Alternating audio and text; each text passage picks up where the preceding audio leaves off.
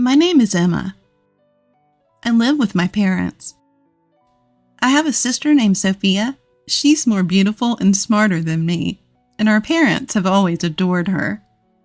As for me, I've always been treated like I'm invisible by my parents. Ugh, hiding in your room again. You're such an idle youth. Don't think we'll be around forever. They would say to me. I never thought they'd be around forever, and I have my own thoughts and actions. But my parents have labeled me as a NEET and don't take me seriously. One day, my sister spoke to me. Poor thing, you're neither cute nor exceptionally talented. Don't you ever wonder what you're living for? I'm happy with my life, so don't say weird things. Oh well, do as you please, but let me tell you something great. Something great? What? I'm getting married to a very handsome and high-income man. Oh, that's good for you. Jealous? You must be. You'll never get married. My sister assumed I couldn't get married and kept bragging about herself. I'm not particularly interested in marriage, so whether I can get married or not doesn't matter to me. I was planning to attend my sister's wedding since she's family, but then... What? You're coming to my wedding? Yeah, is that a problem? Of course it's a problem. If a bottom-feeder idle youth like you comes, it'll ruin the ceremony. What's a bottom-feeder idle youth? A bottom-feeder idle youth is just that. You can't do anything. Completely useless. Why are you saying such horrible things? I just want to celebrate your wedding. I don't need your congratulations. Don't come.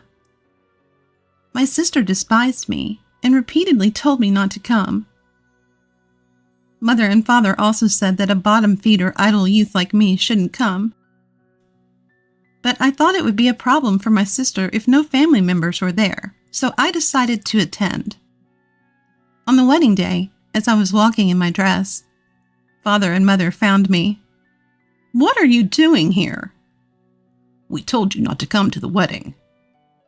My parents yelled at me. Hearing a commotion, my sister approached. Why is a bottom-feeder idle youth like you here? I didn't invite you. But if there's no family, it might look suspicious. I thought it would be better for you if I was here. Why are you thinking unnecessary things? Your existence is a secret to the other family, you know? What? You didn't know about the family dinner, did you? We didn't invite you. Why would you do something so cruel? Cruel? This is only natural. You'd just be in the way. If we said we have a bottom-feeder idle youth in our family, the marriage might be called off. That's why we didn't invite you. My sister laughed hysterically as she said this. My parents were smirking. The three of them had conspired together. Seeing their determination to erase my existence, I became deeply saddened. Get out, you useless bottom-feeder idle youth! My sister yelled at me with fury. I realized that nothing I said would matter to this family anymore. So I reluctantly decided to leave the venue. I'm going home then. Goodbye.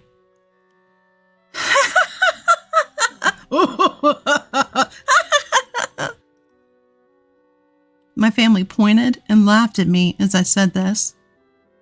Holding back my frustration, someone called out to me on the way. Boss, good work today. Good work? Wait, what are you wearing? Yes, I'm the one getting married. Didn't you know? What? Wait. How do you know Caleb? And what's this about being the boss? Sophia, this person is the president of my company. No way. You're the president? President? What's your relationship with Sophia? She's my sister. What? Sophia is your sister? But I didn't see you at the family greeting. Well, my sister didn't take me to the greeting. Why would she do such a thing? She thought I was a bottom feeder idle youth. Sophia, is this true? Caleb yelled at my sister. Wait, but she's always in her room, just staring at her computer. I never thought she was working, my sister said, trembling, but Caleb continued to be angry. Don't joke around. The boss gives us precise instructions from home. She's a skilled executive. Caleb's furious defense finally made my sister realize the gravity of what she had done. I didn't know. Emma, I'm sorry. I never thought. It's fine, sister. I understand what kind of person you are now. I'm going home, so I'll call the limousine. A limousine? A luxury car? Boss, you're leaving? Yes, it seems I'm not welcome here. As I said that, Caleb became very angry with my sister. Hey, what are you doing, Sophia? How dare you speak to the boss like that? But I didn't know. How can you blame me for not knowing?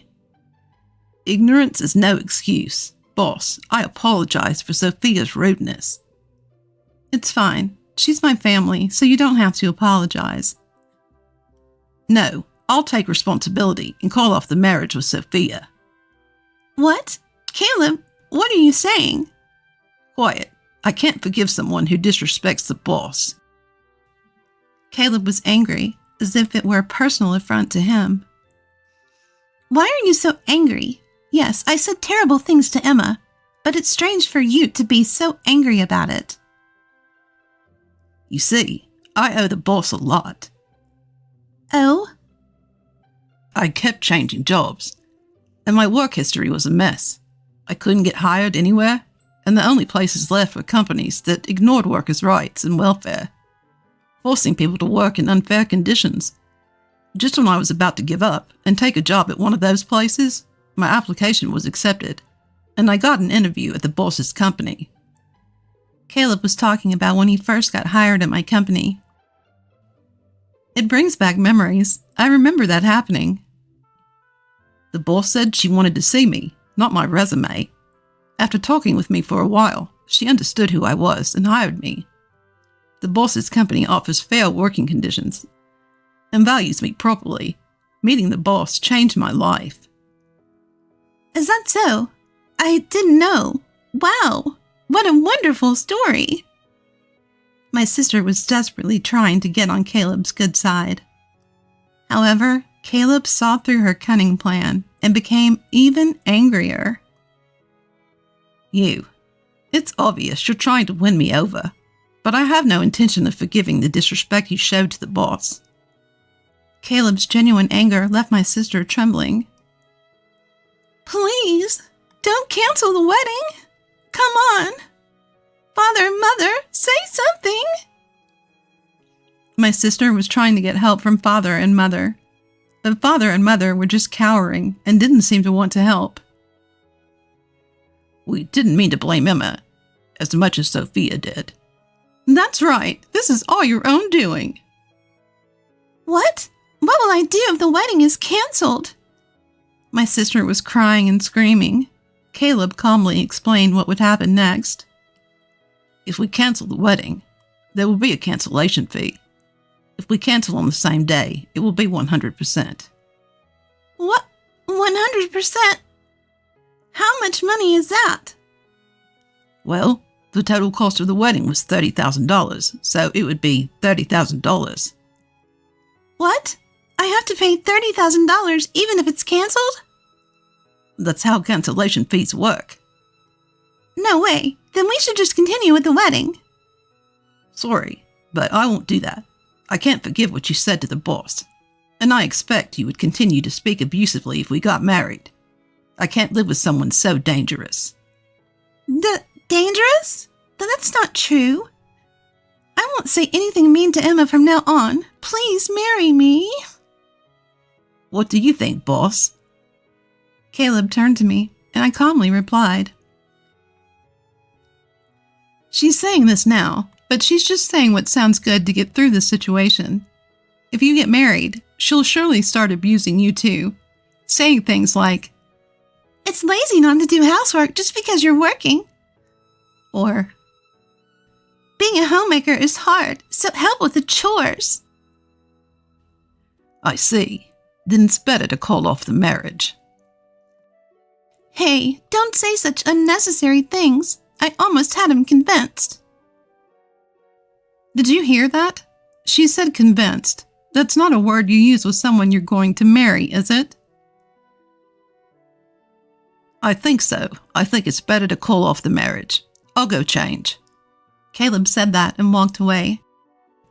Wait, don't go, Caleb. Emma, what are you doing? My wedding is ruined. Don't blame me. It's your own fault. It's what you deserve. My sister became even angrier at my words. If you hadn't come to the wedding venue in the first place, none of this would have happened. It's your fault. Take responsibility. Bring Caleb back right now. I understand how you feel, but Caleb seems to have lost his will to marry. If you get married in this state, it will only be painful for both of you. I think it's better to call it off. What should I do then? You heard the cancellation fee, right? He said $30,000. That's a huge amount. Yes, it is. Even if we split the cancellation fee, it's $15,000. No, if they say it's my fault, I might have to pay the whole amount.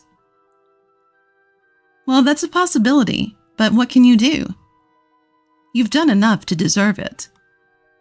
Hey, I just said some harsh words. To cancel the wedding over that, it's too much. Don't tell me. It's Caleb's decision. Hey, Father, Mother, say something. When my sister turned to our parents, they suddenly became very friendly towards me. Wow, I never knew Emma had become a boss. Oh my, as a mother, I'm so proud. No, I always believed in Emma. She's a real go-getter. From now on, let's live relying on Emma's money. Father and Mother said that. Relying on my money? You must be joking. They had also been verbally abusive to me, so I didn't want to spend money on them. Sorry, but I don't want to live with my family anymore. I'm going home now to look for an apartment to live alone. What? Why? We've been living together all this time. Why suddenly live alone? I lived with you because I believed in something called family bonds. I thought that if we lived together, you might understand my job someday. But the result was different. You never understood my job and even insulted me. And now you want to rely on my money? Would you want to live with such people?